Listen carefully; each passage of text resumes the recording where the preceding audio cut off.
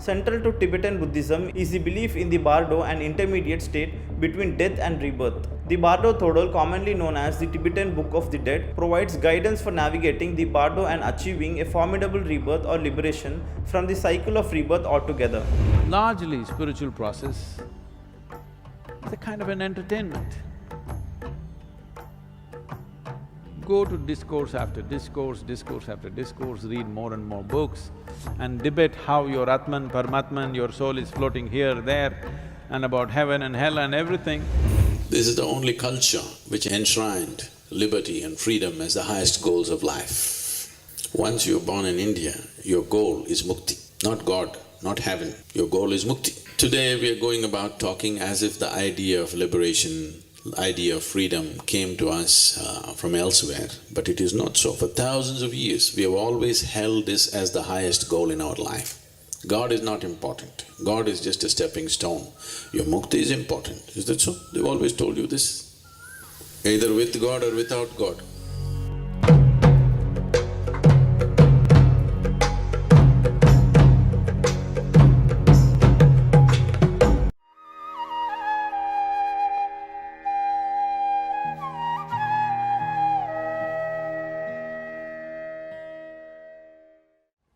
The mango season is just getting over. In India, it's a big thing. If you looked at the mango tree in the month of October, November, December, you didn't see any sweetness dripping out of it. Suddenly in January, February, flowers came. They were not as attractive as jasmine or rose flowers or something, some tiny little flowers came. Suppose you do not know this is a mango tree and you tasted it, you take a leaf and bite it, it was quite bitter. But suddenly in the month of April, May, huge drops of sweetness hanging there in the tree. So, if you did not have prior knowledge that this is a mango tree, did you think this tree is actually manufacturing this sweetness? But you think suddenly in April sweetness came? It has been slowly manufacturing this sweetness and it put it out at a certain season, but it's been on right through the year, isn't it? Mangoes happen only in one season. You notice the sweetness only at a certain time. This does not mean the mango tree was not striving and working to produce that sweetness. You cut any part of the mango tree and taste it, you will not find a slightest tinge of sweetness, believe me. But when the mango comes, how much sweetness? Where is it coming from? It's been working on it. You couldn't see it. Similarly, is it a process? For sure it's a process. But can everybody see the process, identify the process? No. When somebody is evolving on the spiritual path, others thought he's a nutcase. Somebody thought he's vagrant, somebody thought he's a vagabond, somebody thought he's something else. But when the sweetness came, everybody who tasted realized that this is a fantastic thing. So, nothing in the universe happens bang, bang, bang. Everything is a process. Can you identify the process? Can you recognize the process, is the question. Generally,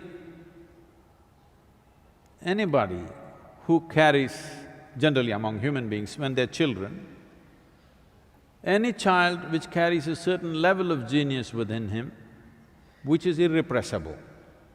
Everybody has genius within them, but they're repressible. Systems in the society, their own fears, their own anxieties, their own need for security represses their genius. Every human being has some kind of genius, but over 90% of the human beings never find expression to it because they give in to other things. Other things become more important. When you were 12, 15, you thought, I'll do this, I'll do that, I'll go to the moon. But you saw the neighborhood girl and started calling her the moon. Moon disappeared.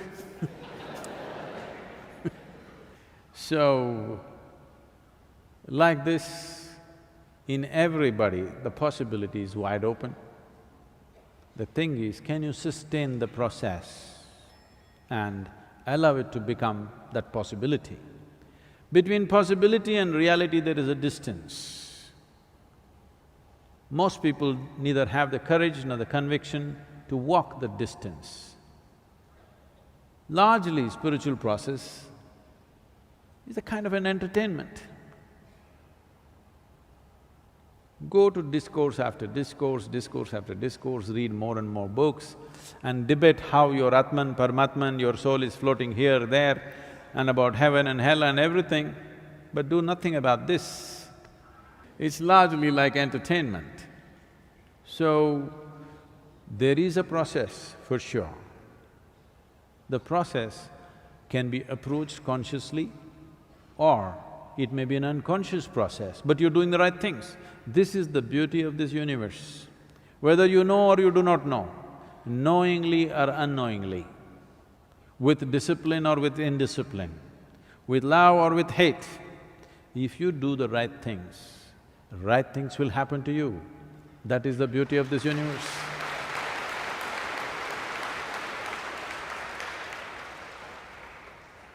So Adi Shankara said, yogaratova bogaratova.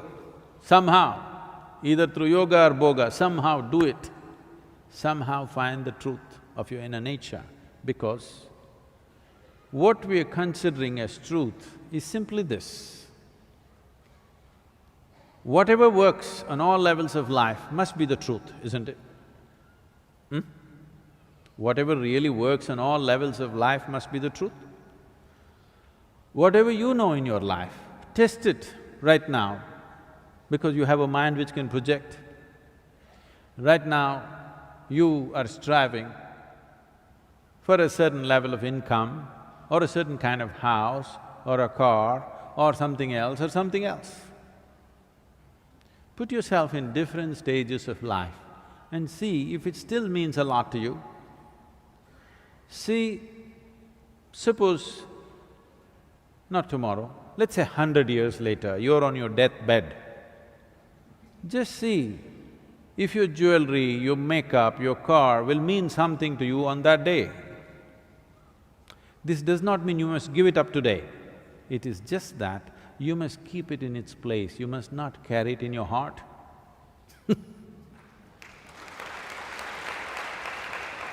There is a difference between using something and being used by something.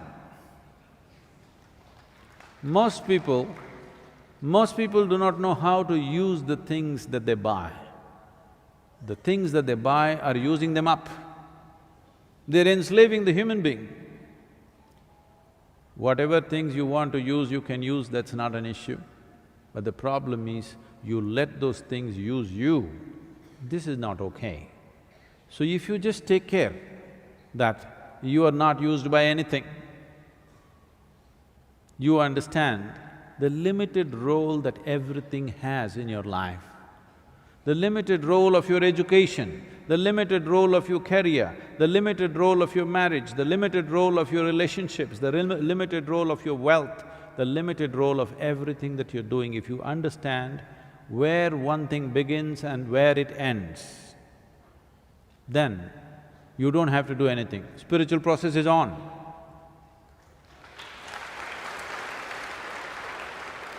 When the season is right, the flowers will bloom and mangoes will come. The reason why general impression in the world is spirituality means for those who are over 72. There are only few candidates here. is because of the lifeless nature of what it is. At the same time, how this shows how confused humanity has been on these aspects. When we say spirituality, we mean it's for all people who have no capability to live any other aspect of life.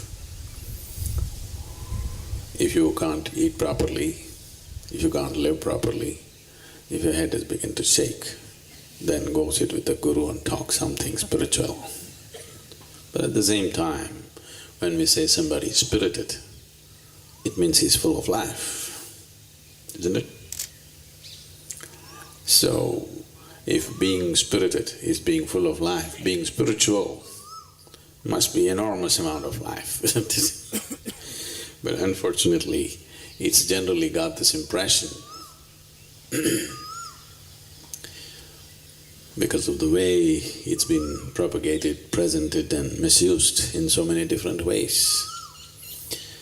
Anybody who is incapable of life generally gets labeled as spiritual. If you can't digest the food that you eat, you anyway don't eat. If you don't eat for 3 days, you should be spiritual. Actually, if you don't eat well, dress well, live well, you got to be spiritual. That's the general understanding. So,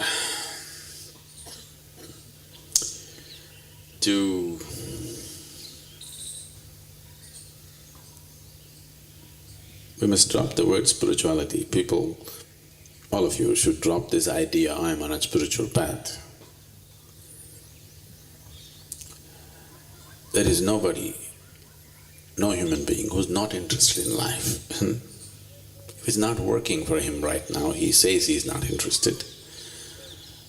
But if it begins to work a little bit, he's interested, isn't it? Yes, things go bad. Today he says he's not interested. Tomorrow, if you show him a little hope, things may turn out well. Suddenly he's interested. So, anyway you're interested in life,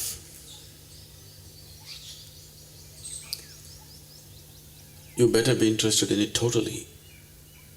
You better be involved in it totally and absolutely, otherwise life will torture you.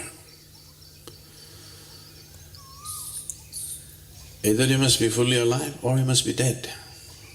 The in-between is torturous, isn't it? Have you dissected frogs and cockroaches in the laboratory? Have you? How many of you have done this? You know, in-between is torturous, don't you know?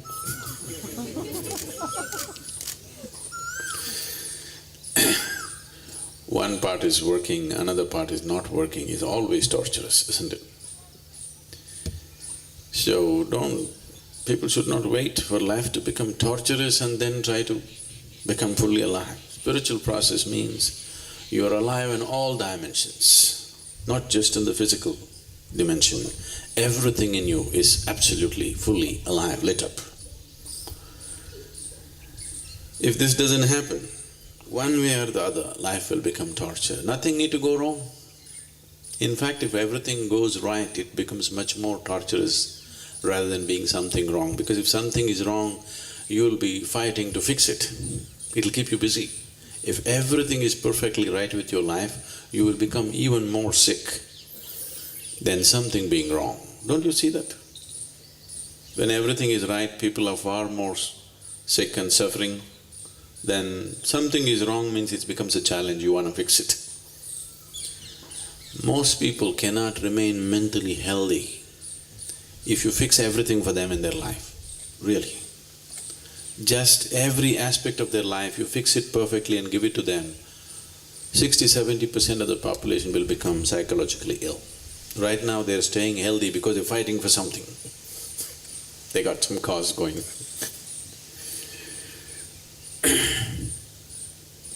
This losing interest in life is only when the energy is low.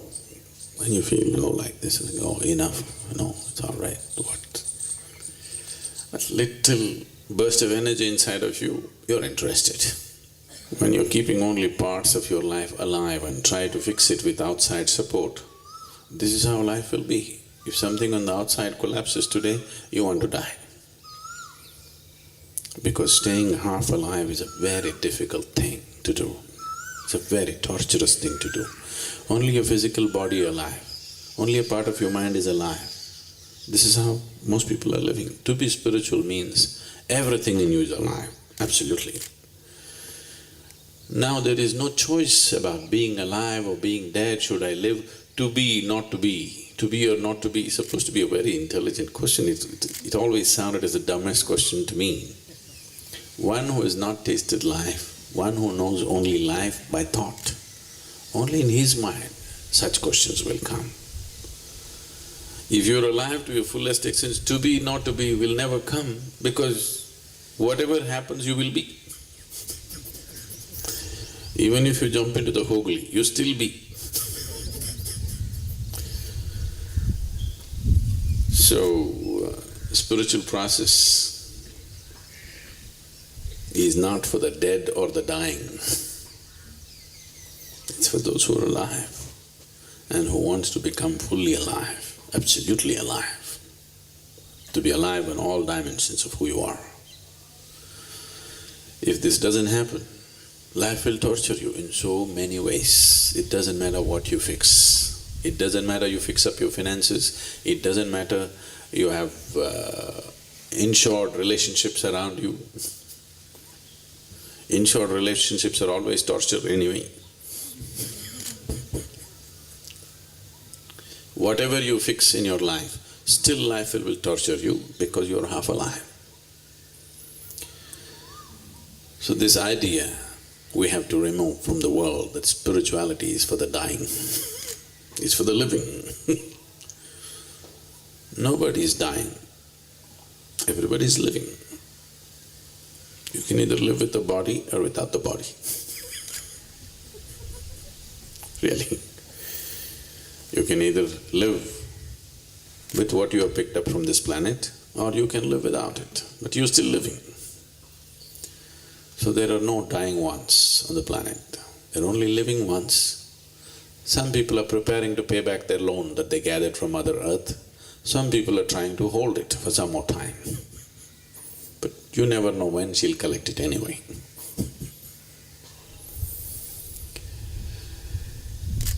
So, right now, it's very important that for such a possibility to arise in everybody's lives, we also create a conducive atmosphere in the societies in which we live. Why spiritual processes flourished in this part of the world is essentially because we created a situation where every human being could do what he wants. You need to understand this. This is the only culture which enshrined liberty and freedom as the highest goals of life. Once you're born in India, your goal is Mukthi. Not God, not heaven. Your goal is Mukthi. Today we are going about talking as if the idea of liberation, idea of freedom came to us from elsewhere, but it is not so. For thousands of years, we have always held this as the highest goal in our life. God is not important. God is just a stepping stone. Your Mukti is important. Is that so? They've always told you this. Either with God or without God, you get there to a state of absolute freedom. That's the most important thing. This was possible because the same sense of liberty we created in every aspect of life around us, that you could do whatever you want and still be a part of this society. If you were a farmer, you could worship your plow, it was okay. You were a blacksmith, you could worship your anvil, it was okay. You loved your mother, you could worship your mother, it is okay. You loved your wife, you could worship your wife, it's okay. You loved your child, you could worship your child, it's okay. You're a gardener, you like the trees and you worship the tree, it is okay. or you don't like any of the existing gods and goddesses, you can create your own. Nobody thought it's wrong. There was never ever an idea of somebody being a heretic in the society. Believers, non-believers, people who worshipped snakes, cows, elephants, monkeys, mountains, trees, rivers, whatever they worshipped, or they did not worship anything, all of them were allowed to live here with the same sense of freedom, with the same freedom to express their thought, to express their whatever they feel, their experience of life. Only if such an atmosphere is maintained, spiritual processes will grow. So if we do not maintain this sense of liberty and freedom in the way we think and feel and express ourselves and relate ourselves to whatever we wish, there will be no spiritual process. There will be no room for people to explore their consciousness. You have to just go by standard book, what is said, that's all there is. So maintaining this in the country is very, very important, that everybody should enjoy this liberty. Everybody can do what they want and still we are here. During World War II, you heard of Himmler? He was one of Hitler's hitman. So, Himmler walked into a safe house where there were 8 Hitler doubles. 8 people who looked exactly like Hitler, they were trained to behave like Hitler, everything. He walked in and told them, there is some good news and bad news. Because you had to treat them like Hitler because they have to get used to it. So he went and saluted them and they said, Führers. There's good news and bad news. They said, okay, good news first. Then he said, our Führer is still alive. That's good news. They said, that's great. What's the bad news? Then he said, our Führer has lost his left eye. Okay. So, what happens around you will happen to you. You can't get away with it. What happens around you, what happens to India will happen to all the Indians, isn't it? So we need to, not for political reasons, for spiritual reasons also, we need to create situations, conducive situations around us. Reincarnation and Mukthi, Moksha are concepts deeply rooted in various cultures and religions around the world, although they might be interpreted differently across different belief systems. Let's explore how these concepts are understood in a few major cultures. Hinduism. Reincarnation, known as samsara, is deeply ingrained in Hindu cosmology and spiritual philosophy. According to Hindu belief, the soul, Atman, is eternal and undergoes a cycle of birth, death and rebirth until it achieves liberation, moksha, from this cycle. The quality of each reincarnation is determined by karma, the cumulative effect of one's action in past lives. Liberation from samsara is the ultimate goal, where the individual soul merges with the universal soul, Brahman, and attains eternal bliss. Hindu scriptures such as the Bhagavad Gita and the Upanishads elaborate on the nature of the soul, the mechanics of rebirth, and the paths to moksha, including karma yoga, bhakti yoga, and jnana yoga. Buddhism shares the concept of samsara and reincarnation with Hinduism but offers a distinct perspective on liberation. In Buddhism, samsara is characterized by suffering, dukkha, and the cycle of birth and death is perpetuated by craving and ignorance. The goal is to attain nirvana, a state of liberation from suffering and the cycle of rebirth. Unlike Hinduism, nirvana is not viewed as a merging with divine entity, but as the extinguishing of individual existence. The Noble Eightfold Path, which includes practices such as right understanding, right mindfulness, and right concentration, is prescribed as the means to achieve nirvana. The concept of anatta, non-self, challenges the notion of a permanent, unchanging soul, emphasizing the impartment and interconnectedness nature of all phenomena.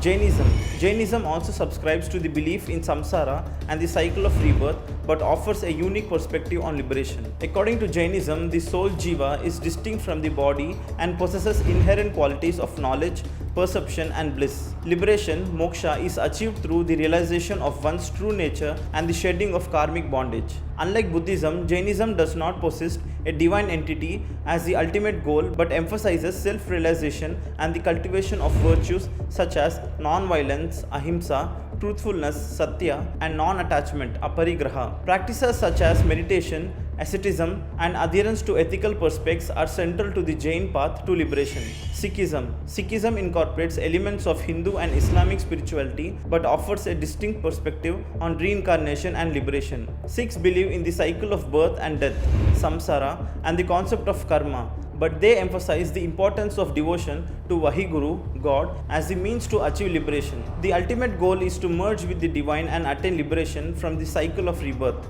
Sikh scriptures, particularly the Guru Granth Sahib, emphasize the importance of righteous living, selfless service, seva, and the chanting of the divine name, Nam Simran, as the path to spiritual liberation. Sikhs reject the notion of asceticism and emphasize active engagement with the world while remaining detached from worldly attachments. Ancient Egyptian religion. In ancient Egyptian religion, there was a complex belief system centered around death, the afterlife, and the journey of the soul.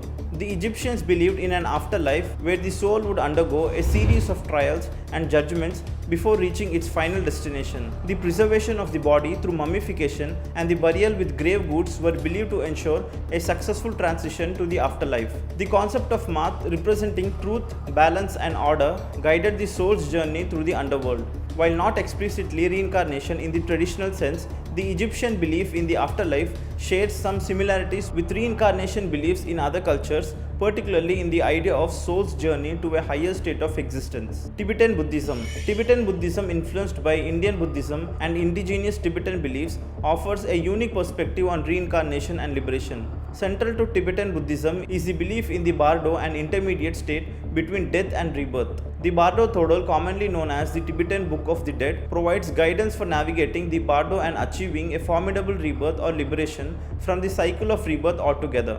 Tibetan Buddhism places a strong emphasis on spiritual practices such as meditation, visualization, and the recitation of mantras as means to attain enlightenment. The institution of Dalai Lama, believed to be the reincarnation of Avalokiteshvara, embodies the concept of reincarnation and spiritual leadership in Tibetan Buddhism. These interpretations of reincarnation and liberation reflect the diversity of human thought and spiritual inquiry across different cultures and historical periods. While the specifics may vary, the underlying theme of spiritual growth, liberation from suffering, and the eternal nature of consciousness are central to these concepts, offering seekers pathways to transcendence and ultimate liberation.